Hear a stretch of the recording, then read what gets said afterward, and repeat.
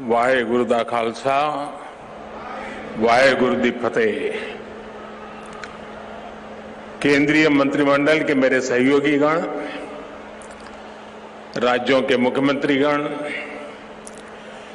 विभिन्न सम्मानित संस्थाओं के चेयरमैन और प्रेसिडेंट, डिप्लोमेट्स, देश भर से जुड़े विशेष रूप से इस कार्यक्रम के साथ आए हुए बालक बालिकाएं, अन्य सभी महानुभाव, देवी और सज्जनों, आज देश पहला वीर बाल दिवस मना रहा है।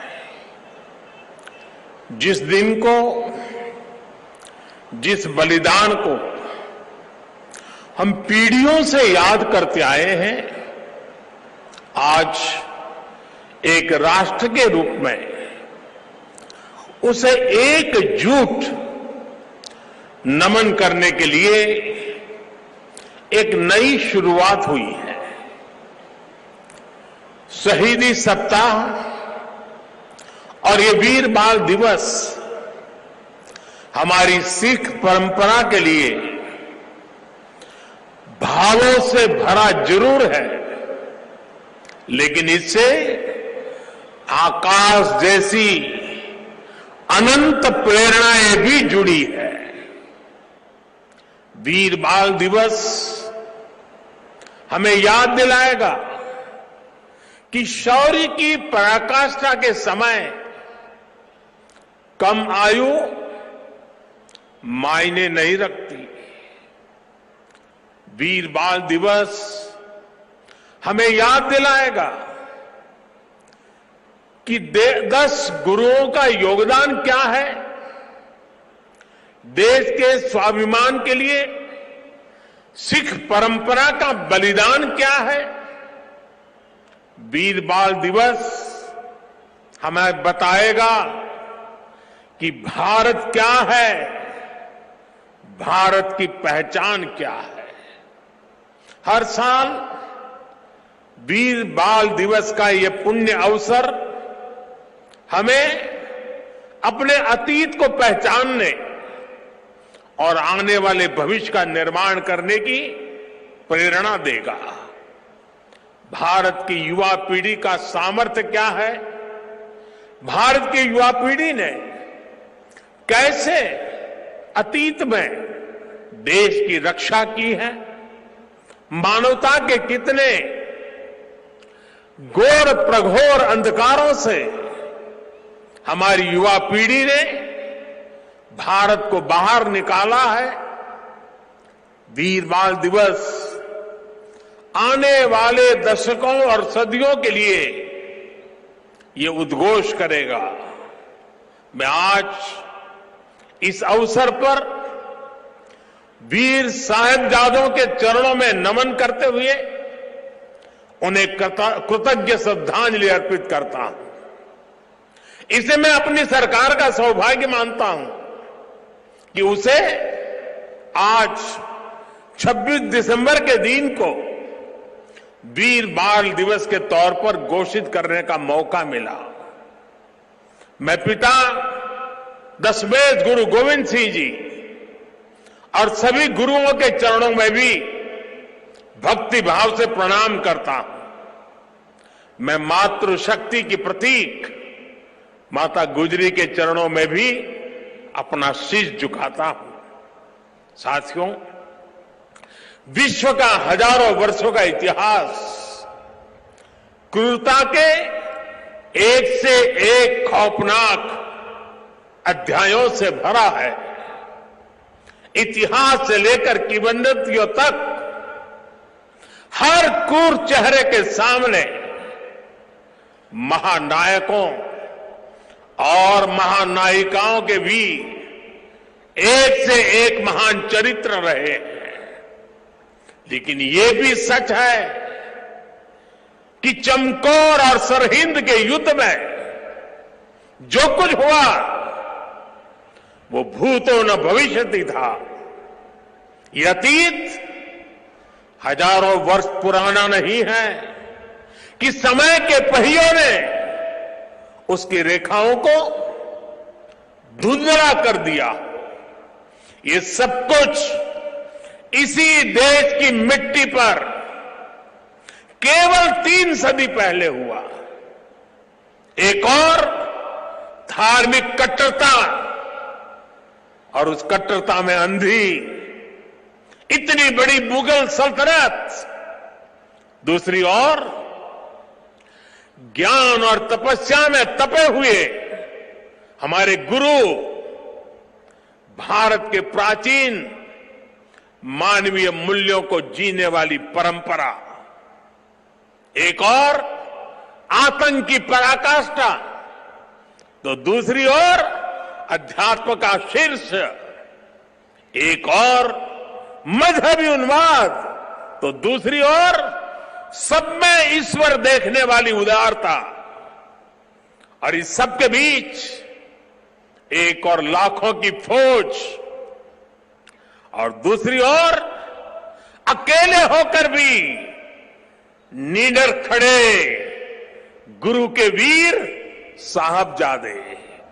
ये वीर साहबजादे किसी धमकी से डरे नहीं, किसी के सामने झुके नहीं।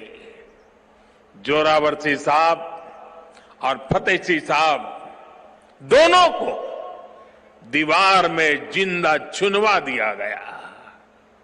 एक और नृशंसता ने अपनी सभी सीमाएं तोड़ दी, तो दूसरी ओर धैर्य, शौर्य, पराक्रम के भी सभी प्रतिमान टूट गए।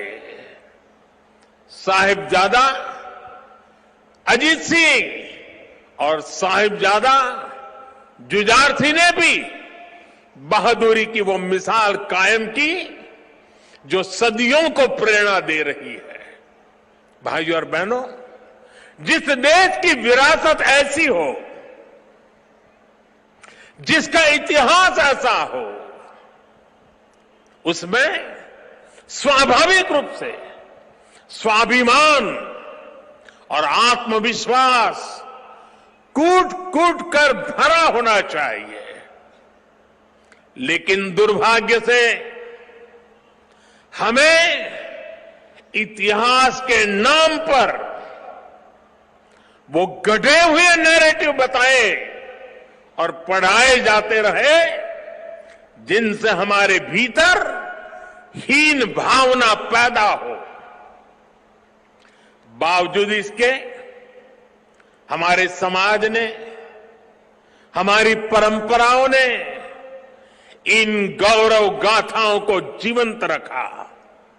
साथियों, अगर हमें भारत को भविष्य में सफलता के शिखरों तक ले जाना है, तो हमें अतीत के संकुचित नजरियों से भी आजाद होना पड़ेगा। इसलिए आजादी के अमृत काल में देश ने गुलामी की मानसिकता के मुक्ति का प्रण फूंका है। वीर बाल दिवस देश के उन पंच प्राणों के लिए प्राणवायु की तरह है। साथियों, इतनी कम उम्र में साहबजादों के इस बलिदान में हमारे लिए एक और बड़ा उपदेश छिपा हुआ है। आप उस दौर की कल्पना करिए, औरंगजेब के आतंक के खिलाफ, भारत को बदलने के उसके मंसूबों के खिलाफ गुरु गोविंद सिंह जी पहाड़ की तरह खड़े थे। लेकिन जोरावर सिंह साहब और फतेह सिंह साहब जैसे कम उम्र के बालकों से औरंगजेब और उसकी सल्तनत की क्या दुश्मनी हो सकती थी। दो निर्दोष बालकों को दीवार में जिंदा चुनवाने जैसी दरिंदगी क्यों की गई? वो इसलिए क्योंकि औरंगजेब और उसके लोग गुरु गोविंद सिंह के बच्चों का धर्म तलवार के दम पर बदलना चाहते थे। जिस समाज में, जिस राष्ट्र में उसकी नई पीढ़ी जोर जुल्म के आगे घुटने टेक देती है, उसका आत्मविश्वास और भविष्य अपने आप मर जाता है। लेकिन भारत के वो बेटे, वो वीर बालक मौत से भी नहीं घबराए। वो दीवार में जिंदा चुन गए, लेकिन उन्होंने उन आतताई मंसूबों को हमेशा के लिए दफन कर दिया। यही किसी भी राष्ट्र के समर्थ युवा का सामर्थ्य होता है। युवा अपने साहस से समय की धारा को हमेशा के लिए मोड़ देता है। इसी संकल्प शक्ति के साथ आज भारत की युवा पीढ़ी भी देश को नई ऊंचाई पर ले जाने के लिए निकल पड़ी है। और इसलिए अब 26 दिसंबर को वीर बाल दिवस की भूमिका और भी अहम हो गई है। साथियों, सिख गुरु परंपरा केवल आस्था और आध्यात्म की परंपरा नहीं है, ये एक भारत श्रेष्ठ भारत के विचार का भी प्रेरणा पुंज है। हमारे पवित्र गुरु ग्रंथ साहब से बड़ा इसका उदाहरण और क्या हो सकता है। इसमें सिख गुरुओं के साथ साथ भारत के अलग अलग कोणों से 15 संतों और 14 रचनाकारों की वाणी समाहित है। इसी तरह आप गुरु गोविंद सिंह जी की जीवन यात्रा को भी देखिए। उनका जन्म पूर्वी भारत में पटना में हुआ। उनका कार्यक्षेत्र उत्तर पश्चिमी भारत के पहाड़ी अंचलों में रहा और उनकी जीवन यात्रा महाराष्ट्र में पूरी हुई। गुरु के पंच प्यारे भी देश के अलग अलग हिस्सों से थे। और मुझे तो गर्व है कि पहले पंच प्यारों में एक उस धरती से भी था, द्वारिका से, गुजरात से, जहां मुझे जन्म लेने का सौभाग्य मिला है। व्यक्ति से बड़ा विचार, विचार से बड़ा राष्ट्र, राष्ट्र प्रथम का यह मंत्र गुरु गोविंद सिंह जी का अटल संकल्प था। जब वो बालक थे तो ये प्रश्न आया कि राष्ट्र धर्म की रक्षा के लिए बड़ी बलिदान की जरूरत है। उन्होंने अपने पिता से कहा कि आपसे महान आज कौन है, ये बलिदान आप दीजिए। जब वो पिता बने तो उसी तत्परता से उन्होंने अपने बेटों को भी राष्ट्र धर्म के लिए बलिदान करने में संकोच नहीं किया। जब उनके बेटों का बलिदान हुआ तो उन्होंने अपनी संगत को देखकर कहा, 4 मुए तो क्या हुआ, जीवत कई हजार। अर्थात मेरे 4 बेटे मर गए तो क्या हुआ, संगत के कई हजार साथी, हजारों देशवासी मेरे बेटे ही है। देश प्रथम, नेशन फर्स्ट को सर्वोपरि रखने की ये परंपरा हमारे लिए बहुत बड़ी प्रेरणा है। इस परंपरा को सशक्त करने की जिम्मेदारी आज हमारे कंधों पर है। साथियों, भारत की भावी पीढ़ी कैसी होगी, ये इस बात पर भी निर्भर करता है वो किससे प्रेरणा ले रही है। भारत की भावी पीढ़ी के लिए प्रेरणा का हर स्रोत इसी धरती पर है।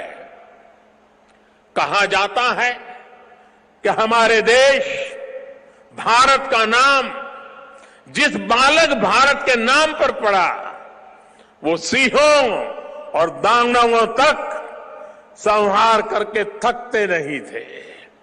हम आज भी धर्म और भक्ति की बात करते हैं तो भक्तराज प्रहलाद को याद करते हैं। हम धैर्य और विवेक की बात करते हैं तो बालक ध्रुव का उदाहरण देते हैं। हम मृत्यु के देवता यमराज को भी अपने तप से प्रभावित कर लेने वाले नचिकेता को भी नमन करते हैं, जिस नेत्री नचिकेता ने बाल्यकाल में यमराज को पूछा था, व्हाट इज डेथ, मृत्यु क्या होता है। हम बाल राम के ज्ञान से लेकर उनके शौर्य तक, वशिष्ठ के आश्रम से लेकर विश्वामित्र के आश्रम तक, उनके जीवन में हम पग पग पर आदर्श देखते हैं। प्रभु राम के बेटे लवकुश की कहानी भी हर मां अपने बच्चों को सुनाती है। श्री कृष्ण भी हमें जब याद आते हैं तो सबसे पहले कान्हा की वो छवि याद आती है, जिनकी बंशी में प्रेम के स्वर भी है और वो बड़े बड़े राक्षसों का संहार भी करते हैं। उस पौराणिक युग से लेकर आधुनिक काल तक वीर बालक बालिकाएं भारत की परंपरा का प्रतिबिंब रहे हैं। लेकिन साथियों, आज एक सच्चाई भी मैं देश के सामने दोहराना चाहता हूं। साहबजादों ने इतना बड़ा बलिदान और त्याग किया, अपना जीवन न्योछावर कर दिया, लेकिन आज की पीढ़ी के बच्चों को पूछेंगे तो उनमें से ज्यादातर को उनके बारे में पता ही नहीं है। दुनिया के किसी देश में ऐसा नहीं होता है कि इतनी बड़ी शौर्य गाथा को इस तरह भुला दिया जाए। मैं आज के इस पावन दिन इस चर्चा में नहीं जाऊंगा कि पहले हमारे यहां क्यों वीर बाल दिवस का विचार तक नहीं आया, लेकिन ये जरूर कहूंगा कि हम नया भारत दशकों पहले हुई एक पुरानी भूल को सुधार रहा है। किसी भी राष्ट्र की पहचान उसके सिद्धांतों, मूल्यों और आदर्शों से होती है। हमने इतिहास में देखा है, जब किसी राष्ट्र के मूल्य बदल जाते हैं तो कुछ ही समय में उसका भविष्य भी बदल जाता है। और ये मूल्य सुरक्षित तब रहते हैं जब वर्तमान पीढ़ी के सामने अपने अतीत के आदर्श स्पष्ट होते हैं। युवा पीढ़ी को आगे बढ़ने के लिए हमेशा रोल मॉडल्स की जरूरत होती है। युवा पीढ़ी को सीखने और प्रेरणा लेने के लिए महान व्यक्तित्व वाले नायक नायिकाओं की जरूरत होती है। और इसलिए ही हम श्री राम के आदर्शों में भी आस्था रखते हैं। हम भगवान गौतम बुद्ध और भगवान महावीर से प्रेरणा पाते हैं। हम गुरु नानक देव जी की वाणी को जीने का प्रयास करते हैं। हम महाराणा प्रताप और छत्रपति वीर शिवाजी महाराज जैसे वीरों के बारे में भी पढ़ते हैं। इसलिए ही हम विभिन्न जयंतियां मनाते हैं। सैकड़ों हजारों वर्ष पुरानी घटनाओं पर भी पर्वों का आयोजन करते हैं। हमारे पूर्वजों ने समाज की जरूरत को समझा था और भारत को एक ऐसे देश के रूप में गढ़ा जिसकी संस्कृति पर्व और मान्यताओं से जुड़ी है। आने वाली पीढ़ियों के लिए यही जिम्मेदारी हमारी भी है। हमें भी उस चिंतन और चेतना को चिरंतर बनाना है। हमें अपने वैचारिक प्रवाह को अक्षुण्ण रखना है। इसलिए आजादी के अमृत महोत्सव में देश स्वाधीनता संग्राम के इतिहास को पुनर्जीवित करने के लिए प्रयास कर रहा है। हमारे स्वाधीनता सेनानियों के, वीरांगनाओं के, आदिवासी समाज के योगदान को जन जन तक पहुंचाने के लिए हम सब काम कर रहे हैं। वीर बाल दिवस जैसी पुण्यतिथि इस दिशा में प्रभावी प्रकाश स्तंभ की भूमिका निभाएगी। साथियों, मुझे खुशी है कि वीर बाल दिवस से नई पीढ़ी को जोड़ने के लिए जो क्विज कंपटीशन हुआ, जो निबंध प्रतियोगिता हुई, उसमें हजारों युवाओं ने हिस्सा लिया है। जम्मू कश्मीर हो, दक्षिण में पुडुचेरी हो, पूर्व में नागालैंड हो, पश्चिम में राजस्थान हो, देश का कोई कोना ऐसा नहीं है जहां के बच्चों ने इस प्रतियोगिता में हिस्सा लेकर के साहबजादों के जीवन के विषय में जानकारी न ली हो, निबंध न लिखा हो। देश के विभिन्न स्कूलों में भी साहबजादों से जुड़ी कई प्रतियोगिताएं हुई है। वो दिन दूर नहीं जब केरला के बच्चों को वीर साहिबजादों के बारे में पता होगा, नॉर्थ ईस्ट के बच्चों को वीर साहिबजादों के बारे में पता होगा। साथियों, हमें साथ मिलकर वीर बाल दिवस के संदेश को देश के कोने कोने तक लेकर जाना है। हमारे साहिबजादों का जीवन, उनका जीवनी संदेश देश के हर बच्चे तक पहुंचे, वो उनसे प्रेरणा लेकर देश के लिए समर्पित नागरिक बने।